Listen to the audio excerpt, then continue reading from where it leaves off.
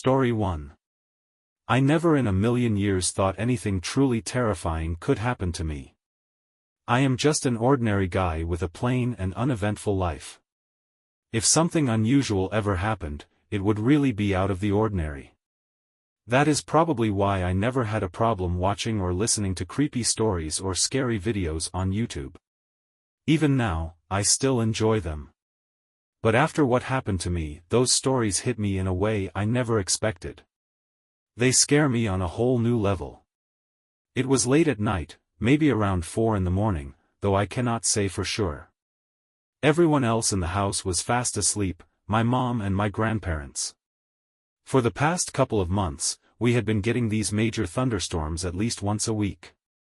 Earlier that night, one of those storms decided to roll through. Normally, I enjoy thunderstorms, especially at night. There is something calming about sitting by the window and watching the lightning flash. But the wind? The wind has always unnerved me. It can go from a whisper to a roar in the blink of an eye. That unpredictability always gave me the creeps. This particular storm, though, was one of the worst we had seen in a long time. It sounded like small rocks were pelting my window non-stop. Despite the racket, I was enjoying myself, scrolling through Reddit like I often do. That was when the power went out. It happened so quickly I barely registered it at first. It was eerie, sure, but not alarming. My phone still had a decent charge, and my data plan was working fine, so I kept browsing for a while. Eventually, my eyelids started to get heavy. Figuring it was time to call it a night, I placed my phone on the table beside me and rolled over to sleep. I must have dozed off pretty quickly because the next thing I remember was waking up to an eerie quiet. The rain, which had been pounding on my window, had stopped. The only sound left was the soft rustling of the wind outside. I shifted around in bed, trying to get comfortable, but my throat felt like sandpaper. I was parched. I tried to ignore it, thinking I could just go back to sleep, but the dryness in my mouth would not let up. Reluctantly, I sat up, grabbed my phone, and switched on the flashlight to make my way to the kitchen for a glass of water. When I opened my bedroom door, a blast of cold air hit me square in the face. The living room felt like a freezer. I threw on a sweater and shuffled toward the kitchen. The closer I got, the louder the wind seemed to grow, and the colder the air became. Once I was in the kitchen, I grabbed a glass from the cupboard and started filling it with water. As I waited, I glanced around and noticed something odd. The sliding door to the patio was wide open. A chill ran down my spine. How could that have happened? My first thought was that maybe my grandfather had left it open by accident earlier that evening. Trying to shake off the unease, I walked over, glanced nervously over my shoulder, and slid the door shut, locking it firmly. I hurried back to my room, not wanting to linger. Once inside, I set my glass of water on the nightstand and sat on my bed, flashlight still in hand. Even though I tried to calm myself down, I could not shake the feeling that something was off. My mind kept circling back to the open door. What if someone was inside the house? Unable to ignore the nagging thought, I got out of bed again and pushed my desk chair against my bedroom door. At least that would slow someone down if they tried to come in. I even checked my closet, just to be sure. Satisfied that my room was secure, I climbed back into bed and left the flashlight on as a makeshift nightlight. That is when it happened, the most horrifying moment of my life. I felt a slight bump from underneath my bed, followed by the faint creak of the bed springs. My heart stopped. I realized, to my absolute terror, that I had not checked under the bed. Slowly, with my stomach churning, I leaned over the side and shone my flashlight into the darkness beneath me. What I saw will haunt me forever. Lying there was an impossibly thin woman with bloodshot eyes and teeth stained an awful yellow. Her face was twisted into a grin so wide it seemed inhuman. She stared at me, unblinking, her smile frozen in place like a predator who had found its prey. She stared at me for what felt like an eternity, though it was probably only a few seconds. Then, she let out the most horrifying sound, a cackle that could only be described as something straight out of a nightmare. It was high-pitched, uneven, and sent shivers down my spine. My instincts took over, and I bolted. I leapt out of my bed, yanked the chair away from the door, and sprinted down the hallway to my grandparents' room. I banged on their door with all my might, yelling for my grandfather. Within seconds, he came out, gun in hand. I had no idea he even owned one. My grandmother followed close behind as we hurried back toward my room. My grandfather led the way, and as we approached, we caught a fleeting glimpse of something white darting out of the window.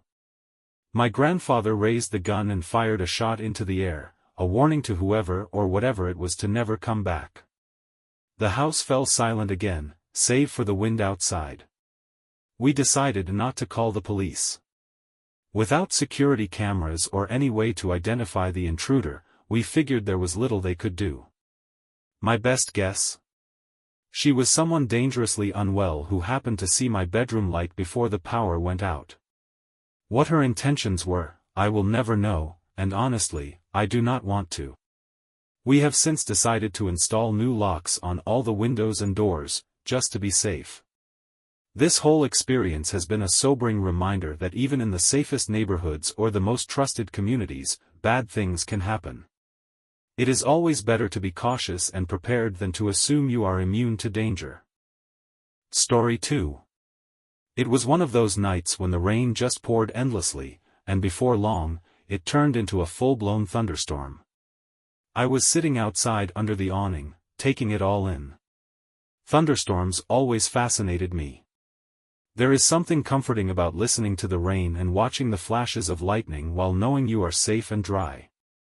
After a while, though, I decided to head back inside. I moved my Xbox downstairs to the den, where my dad kept his gigantic flat-screen television with the Bose sound system. That setup was reserved for special occasions, like when I had the house to myself. It was a rare treat, and I relished it. The den was just a half flight of stairs down from the living room and had a door that opened straight into the backyard.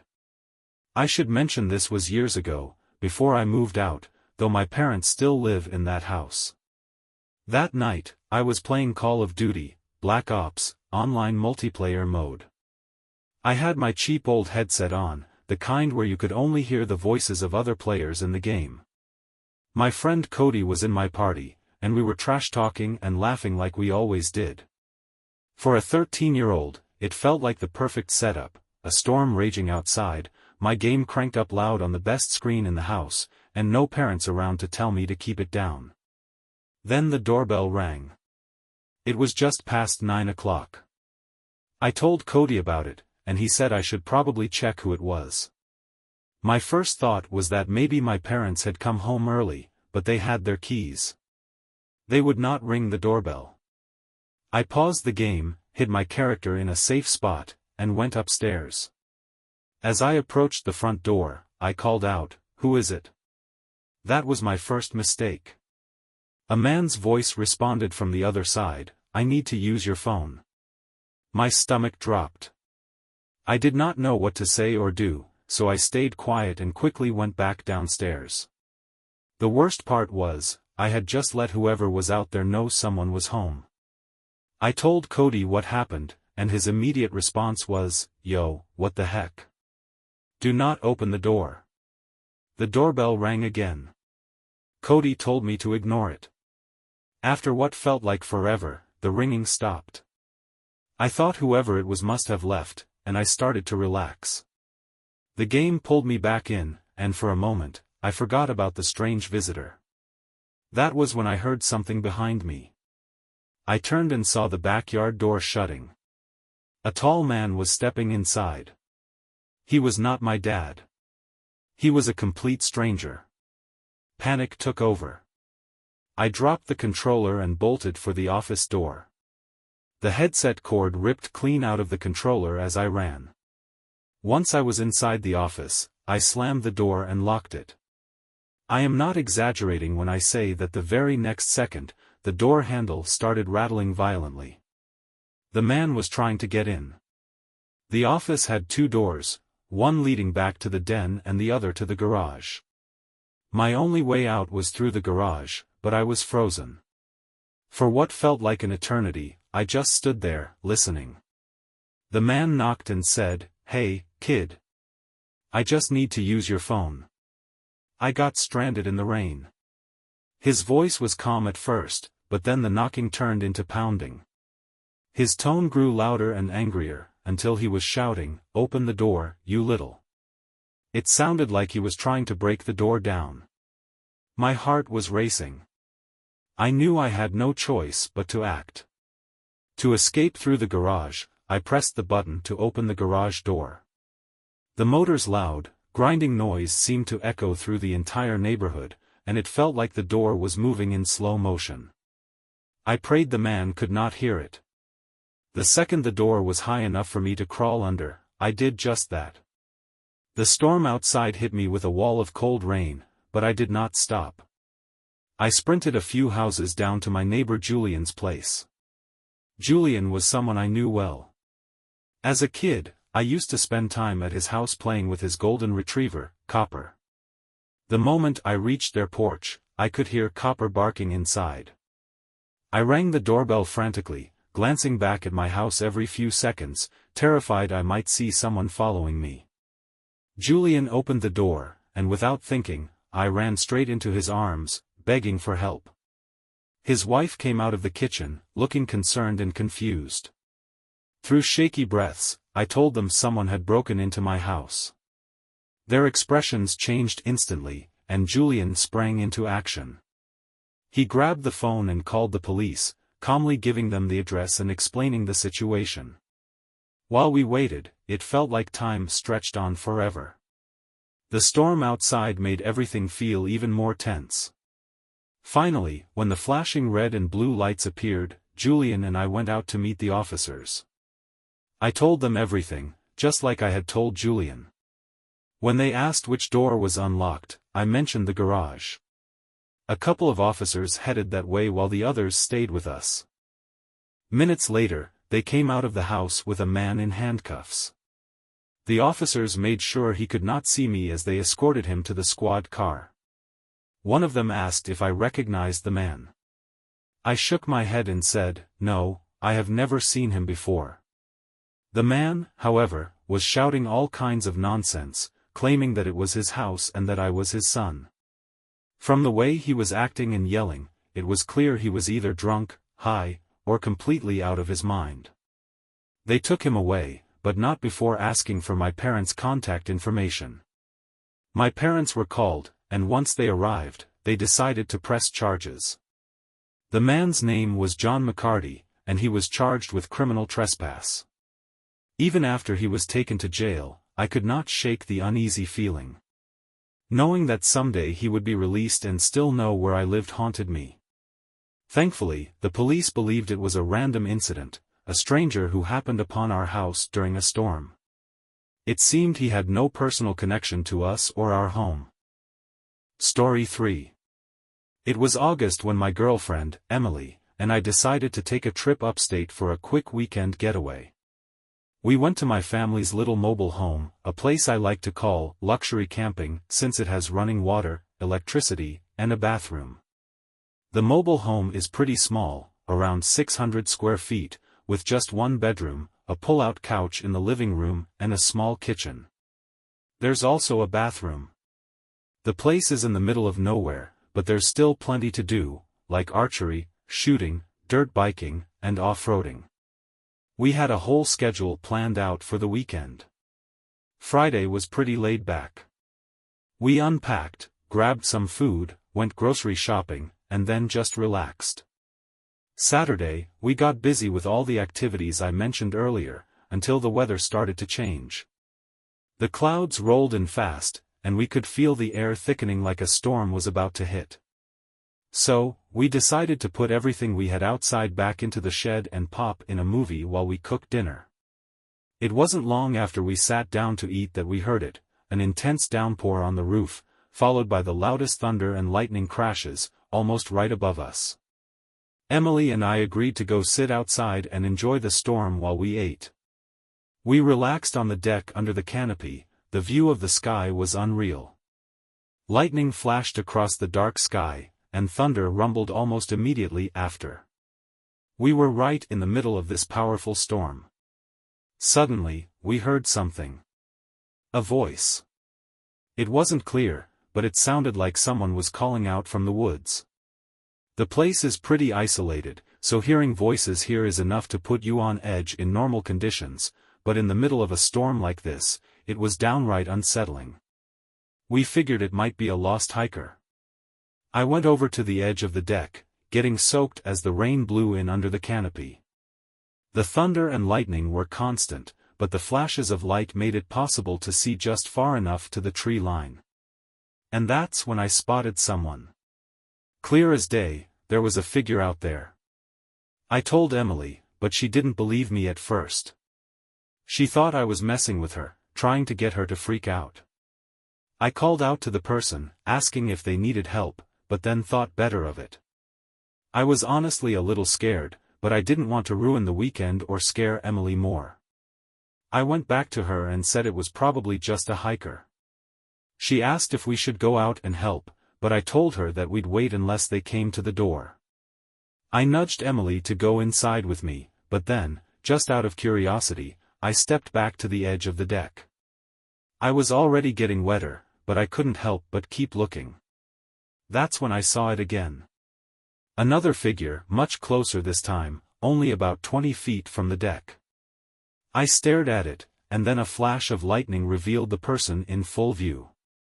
It was a man, dressed in bright colors, almost like white. He wasn't moving at all. He just stood there. That's when the fear hit me hardest. He wasn't coming closer or anything, just standing still. I rushed inside, locked the door, and quickly glanced at Emily. She could see the panic in my eyes. My heart was racing, and I felt like I might pass out. I barely managed to say, "I don't know who that is," and I saw the worry in her face grow. I tried to stay calm and told her that if the person needed help, they'd probably knock on the door for shelter. But let me tell you, the next 5 minutes felt like the longest of my life. The rain was pouring, the lightning was cracking, and all we could do was sit there and wait. Then, we heard it. Footsteps. Even over the noise of the storm, we could hear them on the deck. Our place doesn't have a doorbell, so we expected a knock. But instead, we heard this odd shuffling sound, like someone was trying to open the door. At that moment, my fear hit its peak. I could feel my adrenaline pumping. Emily had already run into the bedroom, hiding, and quietly calling me to come with her. The noises at the door stopped, but there was never a knock. I hurried to the bedroom and told Emily to stay quiet while I checked things out. I promised I'd be back in a second. I wanted to look out the window. I went back to the living room, turned off the lamp, and took a deep breath before yanking the curtain open. I looked outside and saw the same white figure, the man, running away from the window and disappearing into the darkness. I didn't know what was happening, but I hoped he'd run off for good. Wanting to be sure, I went to the kitchen window, which didn't have a curtain or blinds. Halfway there, I realized there was a face on the other side of the glass. Even through the blur of rain, I could see it clearly. I yelled as loud as I could, "Hey, go away," trying to sound tough, but the person didn't move. Now, I know it sounds like something out of a horror movie, but there was no Wi-Fi in the house, and the cell reception was terrible, especially during a storm. There was no signal at all for either of us. My dad's rifle was under the bed in the bedroom, though. I hurried back to the bedroom, where Emily was sitting on the bed, clearly on edge. I grabbed the rifle from its case. It was already loaded, which made things a little easier, but showing it to Emily meant I wasn't trying to play it cool anymore. Then, just as I was about to explain, a loud bang hit the bedroom window. It sounded like something was thrown at it, or maybe someone had banged their hand on it. A second later, there was another bang, this time from the window in the living room or kitchen. It was more than one person. That was enough for me. I told Emily to stay in the bedroom, then made my way to the front door. I stood in position, ready in case anyone tried to rush me. I unlocked the door quietly, took a deep breath, and then yanked it open, rifle aimed right at the doorway. But there was no one there. I bolted outside, adrenaline pushing me into action, and quickly scanned the deck. No one. I turned to the stairs and saw him, the same guy in bright clothing, standing exactly where he was before, trying to look intimidating. When he saw me, he looked up, but he probably didn't realize I had a gun. Without thinking, I fired the rifle into the air. The guy yelled something, deep and panicked, and then he took off into the darkness. I heard at least 2 more voices, probably trying to talk to each other as they ran off. Then it was just the sound of the storm again. I don't know how many people were out there, at least 2, maybe 3. It could have been some pranksters, or maybe people with worse intentions, trying to scare us or break in. But I wasn't taking any chances. If anyone had come onto that deck, I would have shot them without hesitation. They were definitely not looking for help, and that was certain. The next day, Sunday, we packed up and left. There were no signs that anything had happened to my car or the mobile home. Everything seemed fine. I made sure to lock everything up and take anything valuable back home with us. Out of all the years my family had owned that place, that was the only incident like that any of us had ever experienced. It definitely left a bad feeling about the place and about being so isolated out there.